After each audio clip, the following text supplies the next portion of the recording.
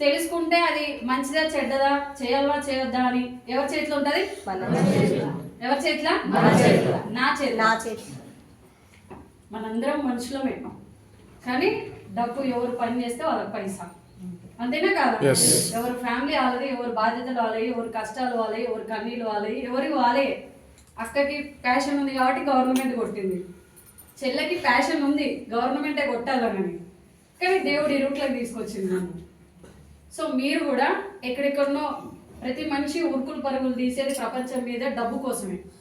So డబ్బు ఎక్కడుంది, ఎట్లా సంపాదించాలి, షార్ట్ పీరియడ్లో సంపాదించాలా, లాంగ్ పీరియడ్లో సంపాదించాలా, జీవితాంతం సంపాదించాలా అనేది ఒకసారి ఆలోచన చేయాలి, అవునా కదా?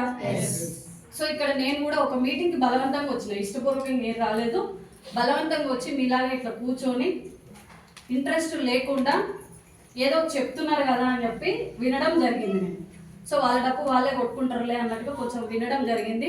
ఆ విన్న దాంట్లో నాకేం అర్థమైందంటే, వెస్టేజ్ వల్ల మనకి ఉపయోగం ఉంది కానీ మనమైతే 1% కూడా లాస్ అయ్యేది లేదు అని అర్థమైంది నాకు ఫస్ట్ మీటింగ్లో. సో అక్కడ నేను చిన్నగా ఒక మెంబర్షిప్ తీసుకొని కొన్ని ప్రొడక్ట్స్ వాడుకున్నా. ప్రొడక్ట్ కొంటే కొంచెం కమిషన్ వచ్చింది, ఒక 100-200 కొన్నదాన్ని బట్టి. 1000 ఏం కొనలే, ఒక 100లలోనే కొనుక్కున్నాను నేను. లక్షలు కూడా కొనలే, 10,000-20,000 కూడా కొనలేదు. కొన్న ఒక 2-3 వేలలో కొంచెం కమిషన్ వచ్చింది. ప్రొడక్ట్ వాడుకోవడం వల్ల నాకు ఇంట్లో చాలా బాగున్నాయి అనమాట. గ్యాస్ట్రిక్ సమస్య కానీ, డైజెషన్ కానీ మంచి రిజల్ట్స్ ఉన్నాయి. సో ప్రొడక్ట్ బాగుంది అన్నప్పుడు మళ్ళీ మనం షాప్కి వెళ్ళొచ్చా, వెళ్ళొద్దాం? ఇదివరకు ఏమో వాళ్ళు బతిలాడితే వెళ్ళేది, రెండమ్మ అంటే వెళ్ళేది అనమాట. సో దాని రుచి చూసిన తర్వాత నాకు మంచిగా అనిపించింది, 4 రూపాయలు వస్తున్నాయి. ఇంకొక మీటింగ్కి వస్తే ఇట్లాంటి ఎంప్లాయీస్లు, చదువుకున్నోళ్ళు, చదువు లేనోళ్ళు, ఇందులో బాస్ లేదు, టైం లేదు, టార్గెట్ లేదు, ఇన్వెస్ట్మెంట్ లేదు, కష్టపడితే ఎంత వర్క్ చేస్తే అంత. రోజు స్కూల్కి వెళ్ళి టీచర్ చెప్పింది నేర్చుకుంటే చదువు వస్తుంది. సార్ నో, రోజు బాస్ దగ్గర వెళ్ళి పని చేస్తే కొంచెం ఆయనకి నచ్చినట్టు చేస్తే 4 రూపాయలు ఎక్కువ ఇస్తాడు. సార్ నో, ఇక్కడ కూడా ఒక సిస్టమ్ ఉంది, అసోసియేషన్ ఉంది. సో చాలా మంది సక్సెస్ అవుతున్నారు, ఎవరి కెపాసిటీ, ఎవరి శక్తిని బట్టి వాళ్ళు తీసుకుంటున్నారు. నా శక్తి ఎంత అంటే 5,000 వస్తే చాలు. స్టూడెంట్ నేను, చదువుకున్న చిన్న నా ఖర్చుల మటుకు వస్తే చాలు అని ఒక చిన్న ఆశతోని చేయాలన్న ఆలోచన ఉంది, కానీ ఎవరికి చెప్పాలా అర్థమవుతలేదు. ఎందుకంటే ఫ్యామిలీ నుంచి సపోర్ట్ లేదు. సరే మనకి మంచిగా ఉంది కదరా, దీన్ని నలుగురికి పంచుదామని చెప్పి మమ్మీ ప్రోత్సహిస్తలేదు, డాడీ ప్రోత్సహిస్తలేరు. తెలిసిన వాళ్ళు ఎవరు కూడా దాన్ని నువ్వు గీట్ పని చేయడం అయింది, పీజీ చదువుకొని నీకేమైనా మైండ్ ఉందా, మైండ్ అరికాలలో ఉందా, మోకాలలో ఉందా, అసలు నువ్వేం మనిషివి?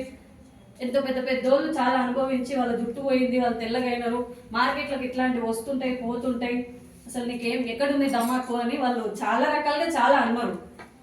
నేనేం ఆలోచించిన అంటే, వెస్టేజ్లో నేను 1 రూపాయి కూడా కట్టిస్తారు ఎవరైనా? అనవసరమైన వస్తువులు కూడా నాకు ఇప్పిస్తలేరు. నాకు నచ్చిన ప్రోడక్ట్ సబ్బు, పేస్టు ఏడైనా కొనాలి, ఏ షాప్లో అయినా కొనాలి. అక్కడ కొనుక్కోవడం వల్ల ఏంటి అంటే, మహేష్ బాబు డెవలప్ అవుతున్నావు. నువ్వు అన్న అనకపోయినా వాస్తవంగా ఆయనే తీసుకుంటుండు డబ్బు. అడ్వర్టైజ్మెంట్ ఇస్తుండు, కోట్లు పోతున్నాయి, కోట్లు జనాలు అందరూ వాడుతూ పోతుంది. ఇక్కడ నేను వాడుకుంటే నాకుంది కమిషను, నా చుట్టూ ఉన్న వాళ్ళందరికీ ఉంది కదా. మంచిని 10 మందికి పంచడంలో తప్పు లేదు, కాకపోతే జనాలు దీన్ని బిలీవ్ చేయరు అని చెప్పి నేను నిలబడ్డా.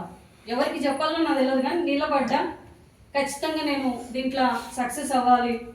ఎవరు వస్తారో నాకు తెలియదు, నేను నిలబడాలి. మీటింగ్కి వెళ్ళాలి.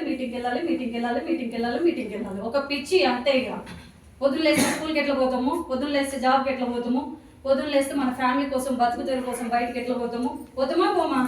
ఎవరు మన వెంటబడి పో అని అన్నారు, మన పరిస్థితులే మనల్ని నడిపిస్తాయి. ఎసార్ నో, అట్లా నాకు ఒక పిచ్చి. మా నాన్నకి సపోర్ట్ ఉండాలి, మా నాన్నకి నేను ఎట్లయినా కొంచెం తోడవ్వాలి, కొంతమందికి నేను స్ఫూర్తిగా ఉండాలి, ఇందులో మంచిగా ఉంది కానీ చెడు లేదు అని చెప్పి అట్లా నేను నిలబడి